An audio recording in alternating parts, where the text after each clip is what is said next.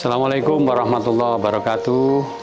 Warga Jawa Timur yang saya hormati, pada hari ini yang berbahagia ini, tentu kita sepatutnya memanjatkan puji syukur kehadirat Tuhan Yang Maha Esa atas segala berkah dan rahmat yang telah diberikan kepada kita semua.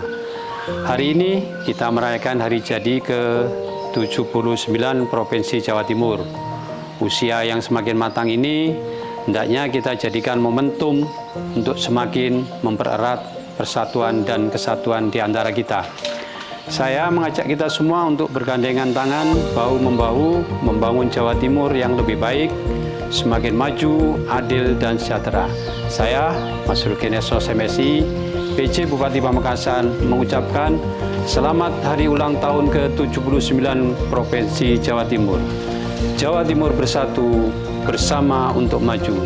Wassalamualaikum warahmatullahi wabarakatuh.